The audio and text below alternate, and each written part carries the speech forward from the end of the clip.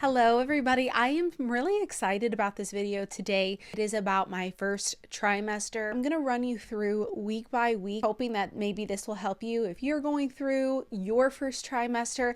I know I was watching all the videos. I wanted to know what everybody was going through. I wanted to know what to expect and if my things were normal. All right, let's dive in. Now I want to back up here just a little bit because if you saw some of my last videos, you'll know where I stated where the Lord spoke to me, and I told you that I would tell you in a later time. Well, I think now that time has come. In August, my family and I went to a trip in Tennessee. It was our last day there. We were checking out. I had to go to the bathroom really bad. The only bathroom that was close by that we could access was Walgreens. So my husband and I walked over to Walgreens. I'm in the bathroom and I'm asking God, is now a good time to become pregnant? I was fearful about relapsing again. I didn't know if it was good for my health. I didn't know if it was good for our baby. Now you have to remember, I was diagnosed with autoimmune disease and given a life prognosis of 6 to 10 years to live. And the doctors told me that I should not even try to conceive because I would miscarry. It would not be good for me nor the baby. I could lose my life. The baby could lose their life. It would not be good. So I have all these things kind of going in my mind throughout these years, but I really wanted to have a baby. I knew that's what God intended because I had that desire on my heart, and I know that my desires come from Him because that's how I pray. Lord, let my desires match what your desires are for me in my life and in my family's life. I'm thinking about the stem cells, and I'm thinking, could the stem cells of the baby help me maintain my health through pregnancy and even after, to where the baby will be okay, I will be okay? Would now be a good time? I come out of the stall, I go to wash my hands, I hear the voice of a little girl say, "I'm here, I'm right behind you." I looked around so fast. I'm like, who is in this bathroom? There was a lady in the stall. I'm like, is she on the phone? I was listening. There was nothing. I'm literally looking around for a little girl because it was so audible right in my ear. I opened the door as fast as I could. I'm looking around. I'm like, my heart's pounding. I'm crying. I knew that it was in the spiritual realm, but at the same time, it was like my mind was still not convinced. So I go outside, I'm crying, I'm shaking. Kyle's like, "What's wrong? Are you okay? Are you okay?" All I wanted to do was hear that little girl's voice in my head over and over and over and over again because I felt like I was going to forget. I thought, okay, now is the time to try. The next ovulation period, my husband and I conceived, which was in September. And in October, we got our first pregnancy positive. And that was on October 10th. I was having vertigo prior to that. And I'm like, why am I having this horrible vertigo? I never suffered with this in my life. And so we would go on walks and it would be so bad that Kyle and I would have to return home. If I did go on the walks, I would have to take breaks, or at times I would have to close my eyes and he would have to lead me. Finally, my mom was like, "Erica, go to the doctors and get your ears checked. Maybe there's crystals off." And I'm like, okay, I'll go, fine. As I'm sitting in the doctor's office and he's like, "Could it be anxiety? Could it be depression?" And I'm like, no. My dad's in the room. He had gone with me. And I'm like, don't ask me if I'm pregnant. Because at that point, it dawned on me. I'm like, oh my gosh, I could be pregnant. So we bought pregnancy tests that Friday. We took our test. It was positive. That Saturday, we went to Niagara Falls after taking our second positive just to confirmation. Walked about 30,000 steps. Halfway through, I would just stop and I would like close my eyes and I would just have to reset, rest for a minute.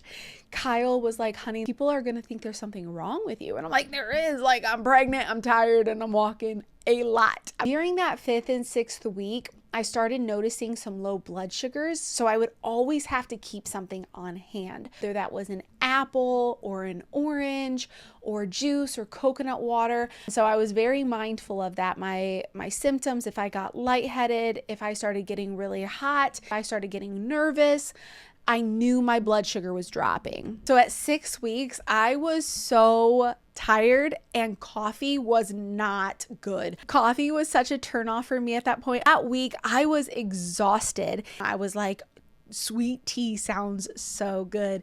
Now, keep in mind, I do not drink sugar. I don't eat regular sugar. It's not something in my diet. However, I knew that I needed something, and this craving was so intense. I'm like, I just need a sweet tea. My first small sweet tea from Chick-fil-A that I have had in probably 7 or 8 years, and it was fantastic. But that was my first step toward loving and drinking sweet tea. Now, I will say I did not do the sugar. I did regular black tea. I made it at home and I added honey instead of sugar. I alternated between honey and maple. And it was delicious. I didn't miss the sweet tea from Chick-fil-A. I didn't miss the sugar. I was still having intermittent nausea. It wasn't bad to where it was knocking me out of commission. I was actually very surprised and happy about this. It was so mild that I could get on with my days. I was still working out. I was doing Pilates and rebounding or walking. And I absolutely, it didn't bother me whatsoever. Now, one thing I noticed that really did help me the most with my nausea during that time were oranges and salt, or electrolytes and coconut water. Making sure I was hydrated, making sure I had something to help, and normally it would be those things. Talking about Chick-fil-A, one of the cravings I had through this week was everything I had as a kid. So I'm talking about sloppy joes, corn dogs, Chick-fil-A chicken sandwiches, milkshakes, strawberry milkshakes. I wanted it all. Did I have these things? Absolutely not. But boy, did I want them. And I started thinking, is it because my body is going through changes and maybe my nervous system is just wanting those soothing foods that it remembers as a child? And sure enough, I was doing a little bit of research, and it is. Our body is trying to cope with something that it remembers how soothing and comforting something was. And most of the time, those are childhood memories. I was wanting ravioli. I was wanting peanut butter, and all of those things, my favorite meals as a child, all of those came rushing back. I will say another big craving of mine during this time were carby foods.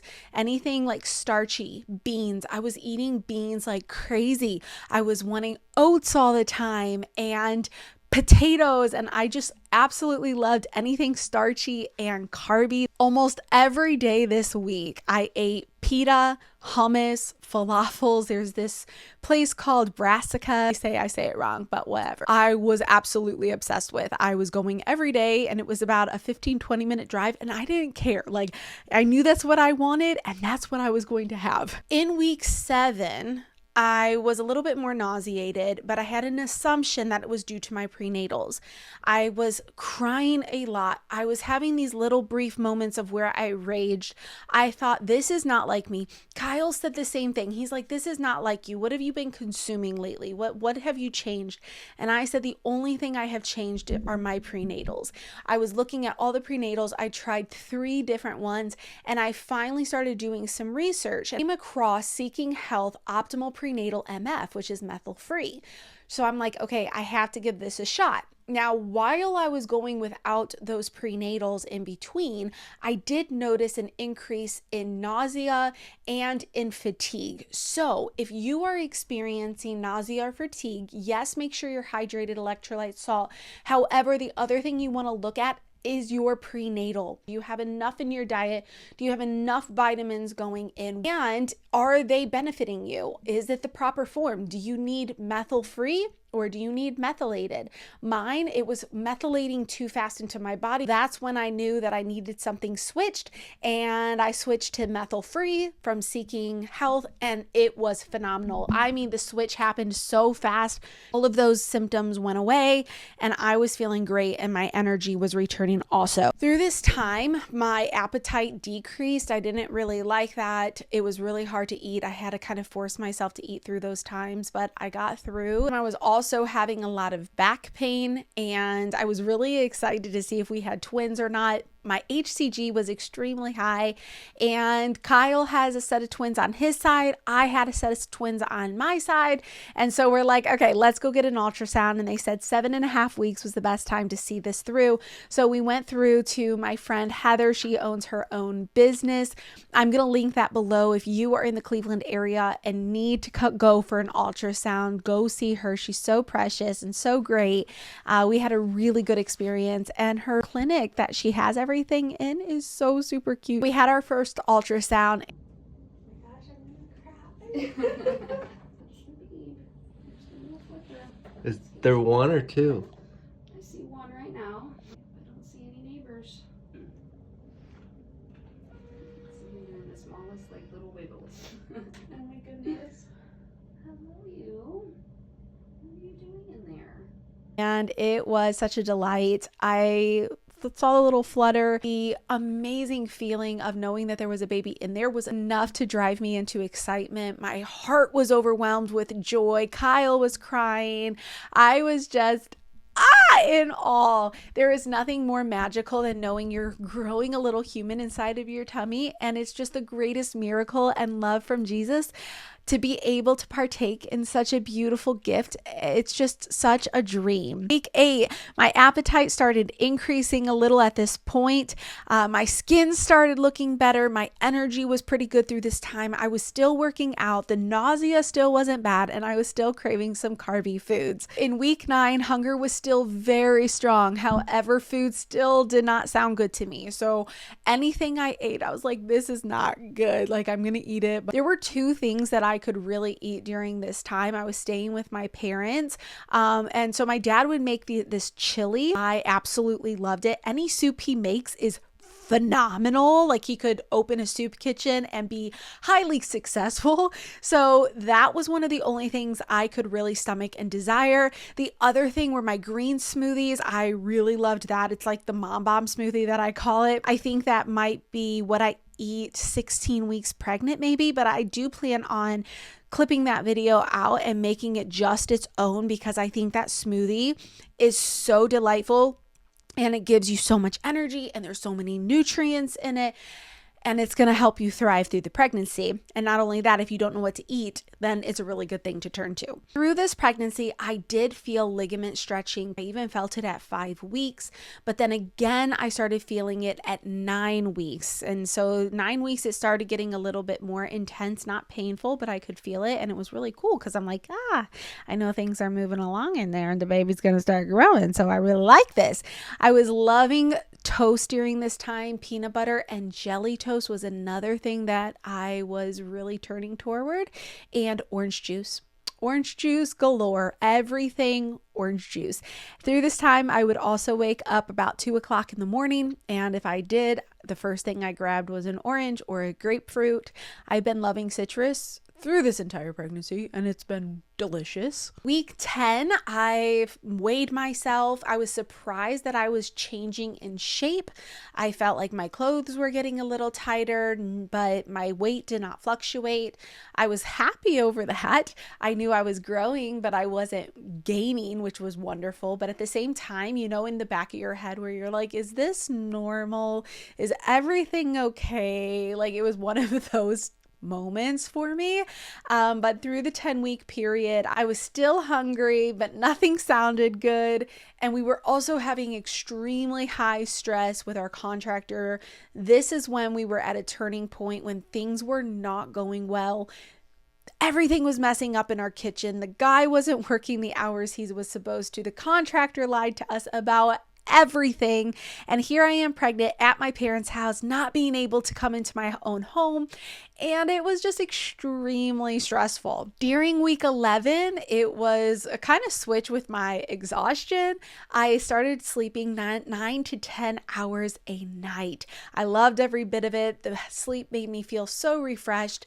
I would try to take a nap during the day, but if you know me, I cannot nap at all. My brain is just always going.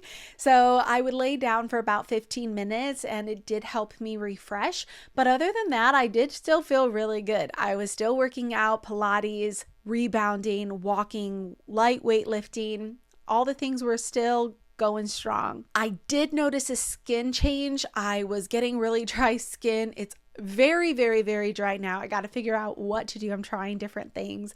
And then I was also getting little tiny breakouts, but that was the first time I've noticed like a really big switch in my skin was week 11. Even though I noticed my body changing, clothes getting a little tighter, I still wasn't seeing a bump. And I'm like, am I supposed to be seeing a bump or am I not? And I have seen women 18, 19 weeks pregnant and they still have no bump yet. So if you do not have a bump, don't feel bad. And if you do have a bump, be excited anyway and don't feel shameful about that. Around week 17 for me was like, there's still no bump. And then one day I woke up and I was like, whoa, it is there. So it may come out of nowhere. The baby might have a big growth spurt. And I will say I was ravenous the first few days. And then I saw the big baby bump. So the baby may need some fuel at a certain time, may have a growth spurt, and then you just bump it out. Week 12, I was still loving the carby foods. I was loving pizza. We found this healthy pizza shop by our house and I didn't eat it often, but when I did, I loved it. I also loved this vegan power bowl at the Root. And if you're in the neighborhood, go Lakewood, delicious. Got a power bowl of kale, black beans, mushrooms, red peppers, sweet potatoes. It was so good. And I added hummus to it and the root tang dressing, and it was phenomenal. And that was one of the other things that I was really, really, really enjoying. I will tell you, my thirst increased dramatically through this week. Blood expansion just took off. I was very thirsty, went up to about 4.5 liters a day. And this is when I was feeling winded after going upstairs, or I was feeling winded after singing at church. And I'm like, okay, am I supposed to be feeling this early, or am I just completely out of shape and the working out is not doing anything? But I can tell you and verify that other people have told me it still doesn't matter if you are in shape, you will probably still feel winded, and I did. Week 12 is also when I started noticing a little baby bump. Now the bump didn't come until week 17, but I did see just a little bump in week 12. You'll also notice, so in my earlier pregnancy, probably around, I don't know, like week 7, maybe week 8, I started thinking I was getting a bump, but I think that was just all the progesterone building up and I was just still bloated because after all of the hormones balanced out, the swelling and things went down, the bloating went down, and I was like, oh, okay. So it was kind of like my body thought it was still almost like in a period type sense until it realized, oh, I'm pregnant. Okay, this is what's going on, and shifted gears. Week 13, I was just sleepy all the time and I just wanted to sleep 9 to 10 hours a night, sometimes 11 hours. But through week 13, I was like, whoa, okay, where did this come from? And then week 17, my energy started returning. But through that time, I just remember thinking, I am just so tired all the time. The good news is I was able to eat more of a variety of food. Things started sounding good, tasting good, apples, mangoes, oranges. I mean, anything really at this point started sounding good. And we were having something different every night. I was eating a lot of tofu, making some brown rice noodles with tofu and mushrooms, onions, coconut aminos, nutritional yeast. I was making things like beet pasta. I was also in the mood for some squash some days. So my variety really, really, really picked up during week 13. I was still able to work out, but I was experiencing a lot of ligament stretching during this time as well. Scale did not still move, but it was okay. I knew that I was growing despite what the scale said. And so I haven't really weighed in probably 4 weeks now, but I plan on it to kind of see where I'm at. That wraps up the first trimester. It was a really good experience to know that I was pregnant and that life was growing inside of me and that my husband husband and I were able to do this, and God granted that to us, and he spoke to us, and it was just so surreal. Don't worry if you need naps through that first trimester. You might really need it. There's a lot of development happening in the baby, and even though it's small, there's so much energy that your body has to provide in order for something to be created. And God allowed our bodies to be able to do that because he created us to be able to perform such beautiful miracles. And if he gave us that ability, then he's going to supply the energy that we need to see it through. So my name is Erica. If you like videos like this, please like this video. Let me know that you want to see more things like this.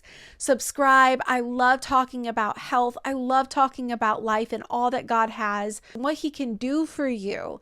And so I can't wait to see you in the next video, and I'll see you soon. Bye.